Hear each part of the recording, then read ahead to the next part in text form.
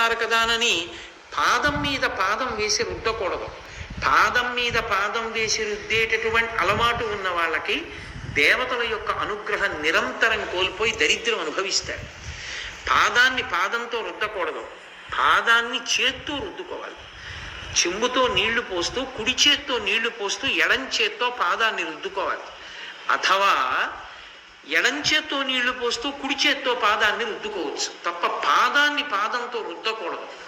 అందుకే మన దేవతల్ని చూడండి, వేస్తే వీరాసనం వేస్తారు. అంటే ఈ కాలెత్తి ఈ ఎడం కాలెత్తి కుడి కాలు మీద వేసుకుని కూర్చుంటారు తప్ప కాలు మీద కాలేసి కూర్చునేటటువంటి దేవతలు పాదం మీద పాదం పెట్టి రుద్దుకుంటూనో అలా ఎవరు కూర్చోరు. మీరు ఎప్పుడైనా చూడండి, సభలో పెద్దలైనటువంటి వారు కూర్చుంటే రెండు పాదాలు ఇలా దగ్గరగా పెట్టి కూర్చుంటారు తప్ప ఏదో శారీరకమైన అస్వస్థత ఉంటే నేను మాట్లాడటం లేదు. సాధారణంగా పాదం మీద పాదం వీరు. ఎందుకని అంటే దేవతానుగ్రహం లోపిస్తుంది.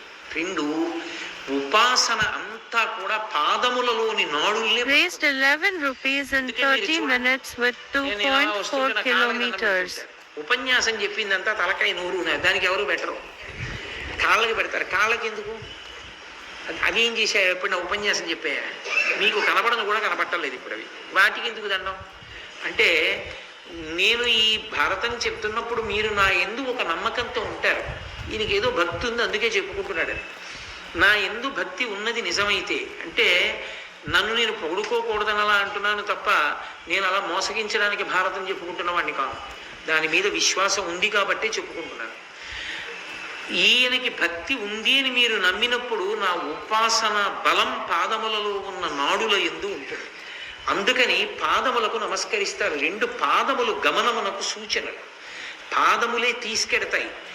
మీ పాదములు భగవంతుడి వైపుకి నడుస్తున్న పాదములు. ఆ పాదములకు నమస్కరిస్తే మా జీవితాలు కూడా భగవంతుడి వైపుకి తిరుగుతాయి. అందుకు పాదాలు ముట్టుకుంటారు.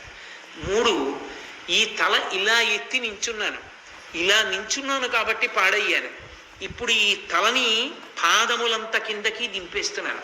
కింద ఉన్న పాదములు ఎంత కిందకుంటాయో నాది నాది నేను నేనన్న స్ఫురణ కల్పించినటువంటి ఈ అహంకార స్థానమైన శిరస్సుని పాదములంత క్రిందకి దించి నా తల మీకు కిందన ఉన్నటువంటి పాదములకు తగిలితే నాకు అభ్యున్నతి. మీరు నన్ను పైకెత్తాలి, మీరు నన్ను ఎత్తడానికి యోగ్యులు, నిలబడడానికి మీరు అర్హులు, మీ ముందు వంగడానికి నేను అర్హుణ్ణి అని చెప్పడానికి వంగి పాదములు ముట్టుకుంటారు. ఒకరి పాదములను నిజానికి ముట్టుకోకుండా ఉండడమే మంచిది, ఎప్పుడూ ముట్టుకోకూడదు. దానికి కారణం వేరు ఉన్నది. దానికి పెద్ద దాపరికం ఎందుకు? మీకన్నా అధిక ఉపాసన బలం కలిగిన వారైతే మీ ఉపాసనా బలాన్ని లాగేస్తారు. పాదములకు ఆ శక్తి ఉంటుంది, మీ ఉపాసనా బలం వాళ్ళు లాక్కుంటారు. అందుకని చేయకూడదు, పాదాలు ముట్టుకోకూడదు. రెండు, వాడు ఏదో శౌచంతో ఉన్నాడనుకోండి, గబుక్కుని తగిన శౌచంతో ఉన్నారో లేదో చూసుకోకుండా మీరు ముట్టుకున్నారనుకోండి, ఆయన శౌచం పతనం. అప్పుడు ఆయన దానికి ప్రాయశ్చిత్తం చేసుకోకపోతే ఆ ఫలితం చేసిన వాళ్ళ ఖాతాలో పడిపోతుంది. పీఠాధిపత్యంలో ఉన్న వ్యక్తుల యొక్క పాదాన్ని ముట్టుకున్నాం అనుకోండి, ఇంకా ఆ రోజున వాళ్ళు భిక్ష చేయకూడదు. ఆయన భిక్ష చేయకుండా ఉండిపోయినటువంటి పాపంలో ఫలితం మనకు పడుతుంది.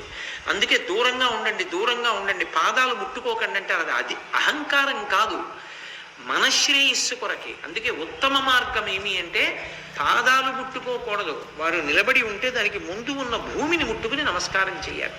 అంతేకాని పాదాలు స్పృశించడం మంచిది కాదు. అది యథార్థానికి సంప్రదాయంలో ఒక్క గురువు గారు కనపడితే, సంప్రదాయ శిష్యులైతే, మంత్రోపదేశాన్ని పొందినటువంటి శిష్యులకు ఒక్కరికే అధికారం గురువుగారి పాదాల మీద తలపెట్టి నమస్కారం చేయొచ్చు. అది అపూర్వమైనటువంటి అదృష్టం. గురువుగారి పాదాల మీద తలపెట్టినప్పుడు పొందేటటువంటి ఆనందం అనన్య సామాన్యం. ఆయన వీపు మీద రెండు చేతులు వేసి ఆశీర్వచనం చేస్తుంటే ఎంత సంతోషంగా ఉంటుందో. గురువుగారి పాదాలు తలుచుకుంటేనే అసలు ఎంత ఆనందంగా ఉంటుందో. మా గురువుగారి పాదాలు, ఆయన పాదాలకి నా తల తాటించి నమస్కరించడం, వారు నా వెన్ను రాసి నా భుజాలు పట్టుకొని పైకెత్తడం తలుచుకుంటే నాకు పరవశంగా ఉంటుంది. గురువుగారి పాదములంటే అవి ఈశ్వరుని పాదములే, అంత గొప్పవి. అది ఒక్క సంప్రదాయ శిష్యులకే అధికారం, అన్యులకు ఉండదు అలా ముట్టుకోవడానికి. సరే, కాబట్టి ఆ నలుడు మూత్ర విసర్జన చేసి కాళ్ళు కడుక్కోలేదు. కాళ్ళు కడుక్కోకుండా సంధ్యావందనం అనేటటువంటిది కాల సంబంధమైన విషయం. ఆ వేళ దాటిపోయిందనుకోండి, ఆ వెళ్ళకూడదు. ఆ సంధ్యావందనం చేస్తే ప్రాయశ్చిత్తంతో చేయాలి. ప్రాయశ్చిత్తంతో చేయడం అంటే కొంచెం సిగ్గుతో చేయవలసిన పనిది. నేను వేళ పట్టును ఇవ్వలేకపోయాను అని. కాబట్టి వేళ పట్టున ముందు సంధ్యావందనం చేసేస్తారు తప్ప ఇంకొక పని కోసం ఉండకూడదు. నిజానికి అసలు సంధ్యావందనం చేసుకునే అలవాటు ఉన్న వాళ్ళ ఇంటికి సంధ్యావందన సమయమునందు వెళ్ళకూడదు. వెడితే వాళ్ళకి కాలాతిక్రమణం అవుతుంది. కాలాతిక్రమణం అయితే ఆ దోషం మనకు వస్తుంది. వాళ్ళ ఇంటికి వెళ్ళకూడదు. నాకు బాగా గుర్తు, మల్లంపల్లి శరభేశ్వర శర్మ గారని మహాపండితుడు. ఆయన నాతో మాట్లాడుతూ ఒకప్పుడు ఒక మాట చెప్పారు. ఓ రోజు సాయంకాలం విశ్వనాథ సత్యనారాయణ గారి ఇంటికి వెళ్ళి గేటు తీశారట. గేటు తీస్తే సత్యనారాయణ గారు అరుగు మీద నించుని పెద్ద కేకేశారట. ఒరే, ప్రదోషమేళ అవుతోంది, సూర్యాస్తమయం అవుతోంది, చేశావా సంధ్యావందనం?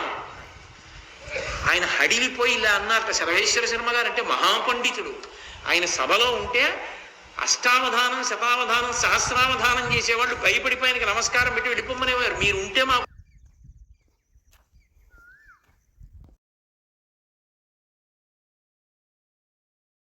దీక్ష అండి, అంత నమ్మకం. సంధ్యావందనం అంటే సంధ్యావందనమే, దానికి ఇక ప్రత్యామ్నాయం లేదు. అది అంత పూనికతో చేయవలసినటువంటిది. అది బ్రహ్మాస్త్ర ప్రయోగం. మనసు కేంద్రీకరించి అర్ఘ్యం ఇంట్లో విడిచిపెడుతున్నాడంటే ఎటువంటి భూత ప్రేత పిశాచ ఉగ్రభూతం